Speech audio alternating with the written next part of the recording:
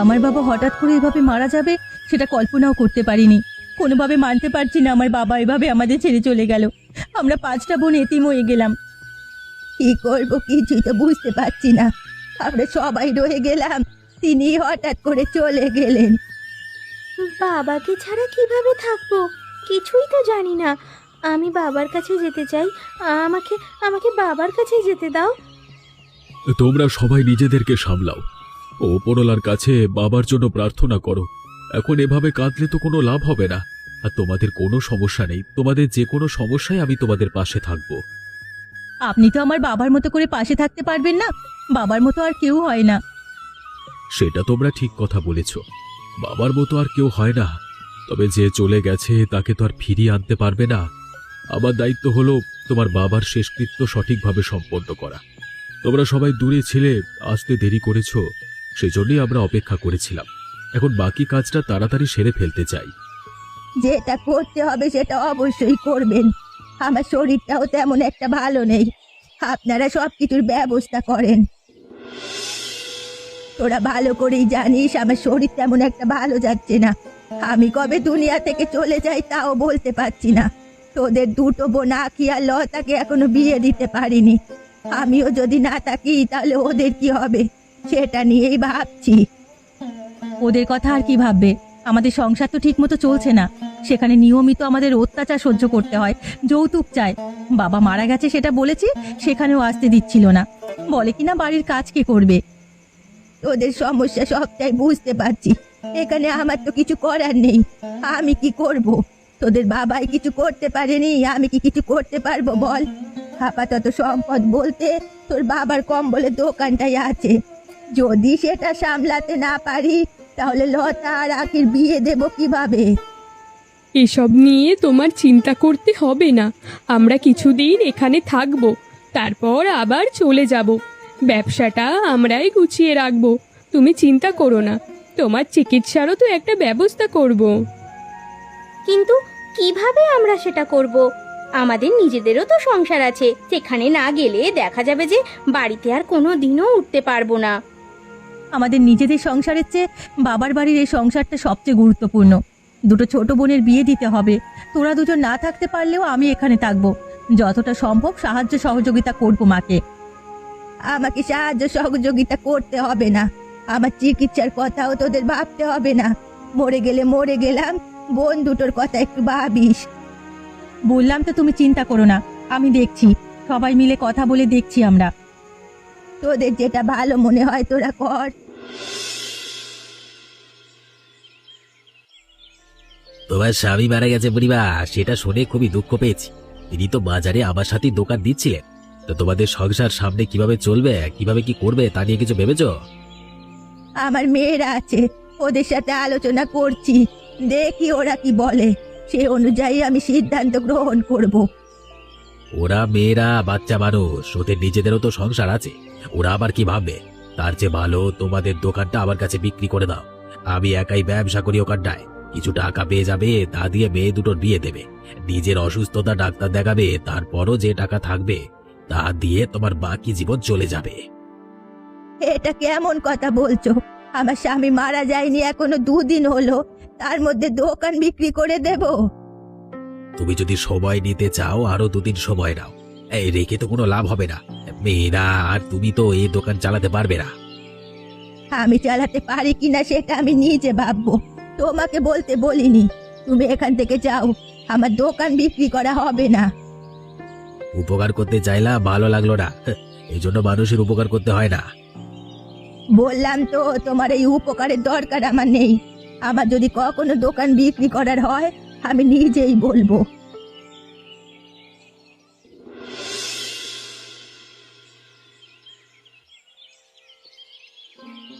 আমাকে খবর পাঠিয়েছিলেন আসবার জন্য, আমি এসেছি বৌদি। কোনো সমস্যা হচ্ছে নাকি? আমি কি করব কিছুই তো বুঝতে পারছি না। ভালো করেই তো জানেন মেয়ে 2টোর বিয়ে হয়নি, বড় 3টে মেয়ের বিয়ে হয়েছে, ওরাও সংসারটা শান্তি মতো করতে পারছে না। আমি নিজে অসুস্থ, শরীরটাও তেমন একটা ভালো নেই। এর মধ্যে ওই মতিন এসে আবার জুটেছে ঝামেলা করার জন্য। কেন মতিন আবার কেন ঝামেলা করছে বলুন তো? কোন মতিন আবার? আমাদের দোকানের পাশের দোকানে যে কম্বল বিক্রি করে সে আমার সাথে ঝামেলা করতে এসেছে। মতিন আপনাদের সাথে ঝামেলা করবে কেন? মতিনের সাথে আবার কি সমস্যা? আমাদের সাথে মতিনের কোনো সমস্যা নেই। মতিন চাচ্ছে আমরা যেন দোকানটা বিক্রি করে দেই। আমাদের দোকানটা নিয়েও ব্যবসা করতে চায়, কিন্তু আমরা তো দোকান বিক্রি করতে চাচ্ছি না। ও জোর করেছে আমাকে। দেশটা কি মগের মুলুকে পরিণত হয়ে গেছে নাকি? মতিন বলল আর দোকান দিয়ে দিতে হবে। আমার দোকান আমি বিক্রি করব নাকি নিজে ব্যবসা করব সেটা নিজের ইচ্ছা। ভালো করেই তো বুঝতে পারছেন আমাদের বাড়িতে পুরুষ লোক নেই, সেজন্যই হয়তো একটু সাহস বেশি করে দোকানটা লোভে নিতে চাচ্ছে। আচ্ছা ঠিক আছে, আমি মতিনের ব্যাপারটা দেখব। ওসব নিয়ে আপনার সমস্যা নেই। আরো একটা কথা, আমার মেয়েরা আমার কথা শুনছে না। আপনি ওদের একটু বুঝিয়ে বলুন ওরা যেন দোকানটা চালু করে, তাহলে দেখা যাবে মতিনের সাহস করে কিছু বলতে আসবে না। দোকান বন্ধ থাকলে তো নিত্যই আসবে। আচ্ছা ঠিক আছে, এ ব্যাপারটা আমি দেখছি, ওদের সাথে কথা বলে নিচ্ছি।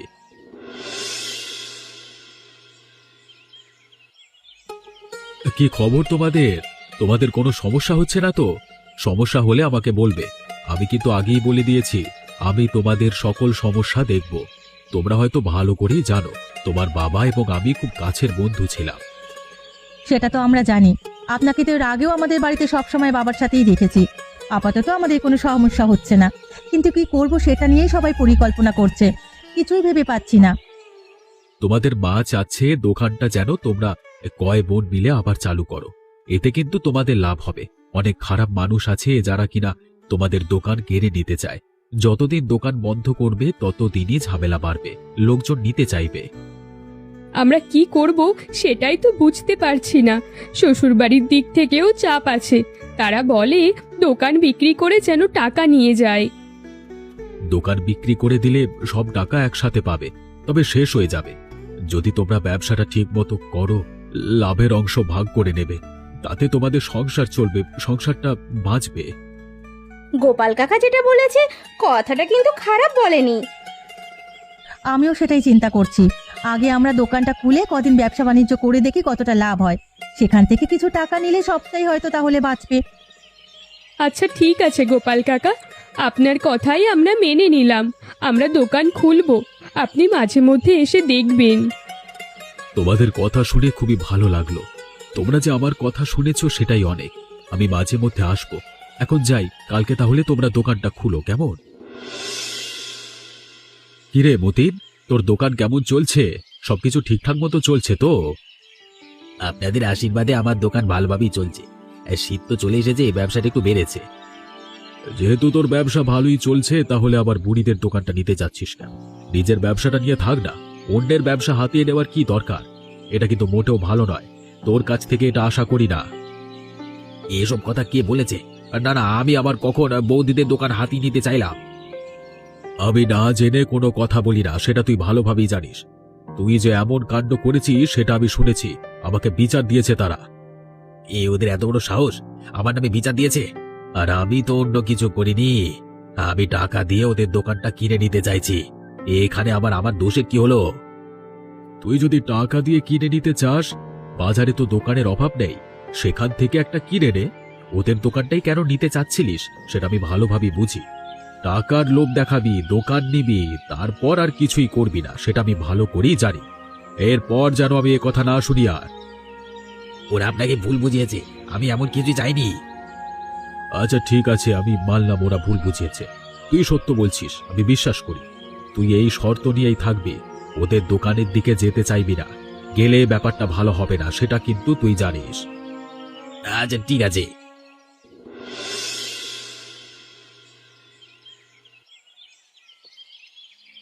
বর্দি, সকল টাকা তুমি নিয়ে রেখেছো কেন গো? আমাদের কাছে দাও, আমরাও টাকাগুলো রাখি। সব টাকা তুমি একা এভাবে নিয়ে রাখলে টাকার হিসাব থাকবে না। আমাদের কাছে দাও, না হলে দোকানের ওখানে গুনে তারপর টাকাগুলো রেখে দাও। তুই এটা কেমন ধরনের কথা বলছিস রে? আমি তোর বড় বোন, তুই কিনা আমাকে সন্দেহ করিস, আমাকে চোর সাব্যস্ত করছিস। আমি দোকানে টাকা চুরি করি? সেটা আবার আমি কখন বললাম? আমি তো বললাম টাকাগুলো গুনে তারপরে রেখে দিতে। টাকার একটা হিসাব থাকবে না, না হলে লাভ লোকসানের হিসাব তো থাকবে না, বলো? তাই তো বললাম। তুই কোন ধরনের কথা বলতে চাচ্ছিলি সেটা আমি ভালোভাবেই বুঝতে পারছি, আমাকে আর বোঝাতে হবে না। বুঝলে তো আরো ভালো কথা। যেভাবে বলছি সেটা করো, না হলে একটা কিন্তু বিশাল বড় ঝামেলা হবে। তোর এত বড় সাহস, তুই ছোট হয়ে আমার সাথে ঝামেলা করতে চাস? আহা, তোমরা দুজন মিলে কি শুরু করলে? এখানে আমরা তিনজনই মোটামুটি সবকিছুই বুঝি। বাকি দুজন আমাদের ছোট বোন, ওরা ঠিকমতো ব্যবসা বাণিজ্য বোঝে না। এদিকে মা অসুস্থ, ওরা সেখানে আছে, মায়ের সেবা যত্ন করছে। আমরা এখানে দোকানদারি করছি। আমরা যদি এখন টাকা পয়সা নিয়ে এভাবে ঝামেলা করি, লোকজন কি বলবে? আমি কোনো ঝামেলা করতে চাচ্ছি না, ওই তো ঝামেলা করছে। আমি কোনো ধরনের ঝামেলা করতে চাইনি এবং ঝামেলা করিও নি। আমি সহজে একটা কথা বলেছি যেটা তুমি মানতে পারোনি। আবারও শুরু হয়ে গেল। এত কথা বাদ দাও। দোকানের মধ্যে ওখানে ক্যাশের মধ্যে টাকা রাখো। দিন শেষে কত টাকা হয়েছে সেটা তখনই হিসাব করব। দোকান থেকে আমাদের কিছুটা টাকা দাও তো, মা বলেছে কিছুটা বাজার নিতে, সেই সব নেওয়ার জন্য কিছু টাকার প্রয়োজন আছে। কি এখানে কালকে সব টাকাগুলো রেখে গিয়েছিলাম, কোনোভাবে কারো কাছে দেইনি। আজকে তো এখানে কোনো ধরনের টাকাই দেখতে পাচ্ছি না, টাকাগুলো নিল কে? এসব কি বলছো? এখানে তো সকল টাকা ছিল, এখান থেকে টাকা যাবে কোথায়? একটা টাকাও তো বাড়িতে নিয়ে যায়নি। আমি অত কথা শুনতে চাই না। যে এখান থেকে টাকা নিয়েছিস তাড়াতাড়ি বলছি এখানে টাকা দে, নইলে কিন্তু এখন ঝামেলা হবে। তোমরা এখন এসব কি শুরু করলে? মা বলেছে বাজার করে নিয়ে যেতে।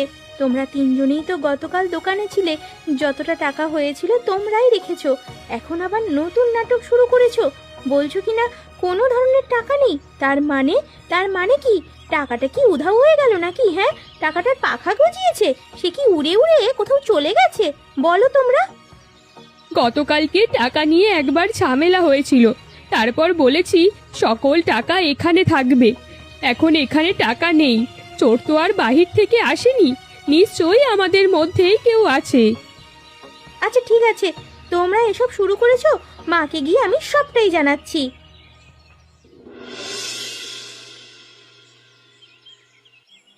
রে, তোদের না বাজারে পাঠালাম বাজার সদাই আনার জন্য, কই তোরা তো খালি হাতে ফিরে এলি। আমরা তো খালি হাতে ফেরত আসতে চাইনি, আমরা দিদির কাছে টাকা চেয়েছি। টাকা নাকি দোকান থেকে চুরি হয়ে গিয়েছে, কেউ কোনো টাকাই দিতে পারছে না। তারা তিনজন মিলে নিশ্চয়ই টাকাগুলো সরিয়েছে, সেটাই তো মনে হচ্ছে। তিনজনে মিলে এখন ঝগড়া করছে। তোরা আবার সেখানে কিছু বলিসনি তো? আমরা তো কিছুই বলিনি, আমরা শুধু বলেছি মাকে গিয়ে এখনই বলছি, তাই আমরা বাড়ি চলে আসলাম। ঠিক আছে, সমস্যা নেই। আমার ওখানে কিছু টাকা আছে, সেখান থেকে টাকা নিয়ে তোরা বাজারগুলো করে নিয়ে আয় যা। এটা তুমি কেমন কথা বলছো মা? দিদিরা এভাবে টাকাগুলো আত্মসাৎ করে নিচ্ছে, সেটার ব্যাপারে তুমি কোনো কথাই বলছো না। বলছো বাড়ি থেকে টাকা নিয়ে বাজার করে আনতে। এ কি করছে না করছে সবই আমার জানা আছে, এসব নিয়ে তোদের মাথা কামাতে হবে না। তোরা দুজন ছোট, যেভাবে যেটা বলি সেটা কর, সব কিছুই আমি দেখছি।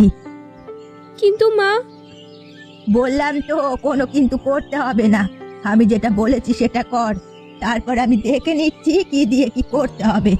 তোরা আমার কথা শোন, এখান থেকে যা বলছি সেটা কর।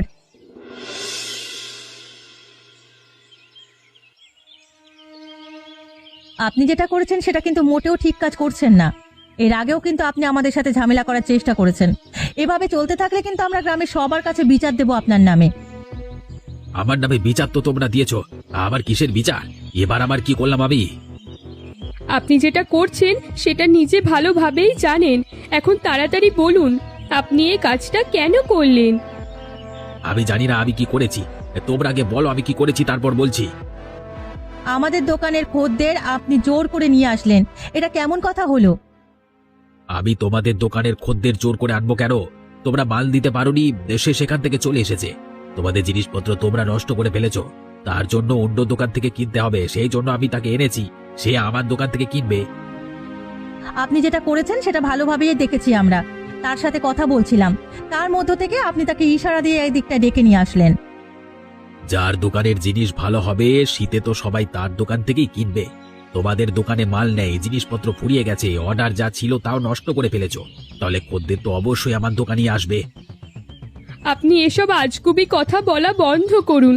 আপনাকে কিভাবে শায়েস্তা করতে হয় সেটা আমরা ভালোভাবেই জানি, আর আমরা সেটাই করব। যাও যাও, আমাকে যা পারো করে নাও।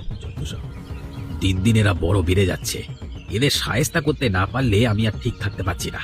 দাঁড়া, তোদের এমন মজা দেখাবো যেটা কল্পনাও করতে পারবি না।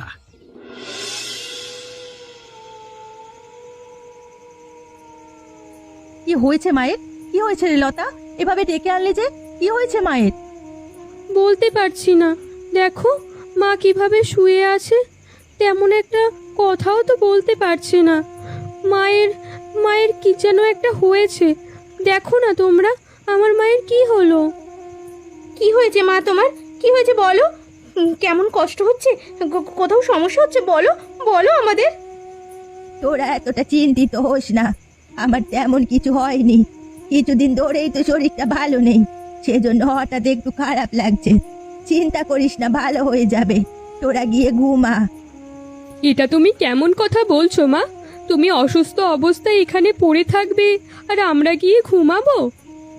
তাছাড়া তোরা আর কি বা করতে পারবি? তোরা তো 3 বোন মিলে শুধু ঝগড়াই করতে পারিস। ছোট বোন আছে, তাদেরকে দেখে রাখবি না? তোরা 3 জন মিলে ঝগড়া করিস। আমি মরে গেলে তোদের ছোট 2 বোনের কেমন করে যে তোরা খেয়াল রাখবি, সে আমার বোঝা হয়ে গেছে। আমরা ভুল করেছি, তুমি আর মা এরকম ভাবে আমাদের বলো না। আমরা নিজেদের ভুল বুঝতে পেরেছি, এরপর আর কখনো আমরা ঝগড়াঝাটি করব না। মনে থাকবে তো এ কথা, নাকি কালকে থেকে আবার শুরু করবি? আমরা আর কোনো ধরনের ঝগড়া করব না, কালকে থেকেই না। সব বোনেরা একসঙ্গে এবার থেকে আমরা ব্যবসা বাণিজ্য করব, একসাথে থাকবো। ছোট 2 বোনকে বিয়ে দেব, তোমার চিকিৎসা করাবো, তারপর আমরা নিজ নিজ সংসারে ফিরে যাব। তোদের এ কথা শুনে আমার কিছুটা শান্তি লাগছে, মনে হচ্ছে সুস্থ হয়ে যাব। আমরা তোমার পাশে থাকলে অবশ্যই তুমি সুস্থ হবে। কি হয়েছে বৌদি? 5 মেয়ে নিয়ে হঠাৎ করে আমার বাড়িতে কি মনে করে? এখানে না এসে আর কোনো উপায় রইল না। মতিন আবারও এসে ঝামেলা করছে এবং আমাদের দোকানটা নিজের করে নিয়েছে। এটা আবার কেমন কথা? তোমাদের দোকান মতিন কিভাবে নিজের করে নেয়? এটা কি আদৌ কোনোভাবে সম্ভব? এটা আদৌ কোনোভাবে সম্ভব কিনা সেটা জানি না। মতিন এসে দোকানের কাগজ দেখাচ্ছে, সেটা যে নকল কাগজ সেটা বুঝতে পেরেও কিছুই করতে পারছি না, কারণ আমাদের কাছে কোনো আসল কাগজ নেই। তোমাদের দোকান দখল করেছে তাতে আবার কি হয়েছে?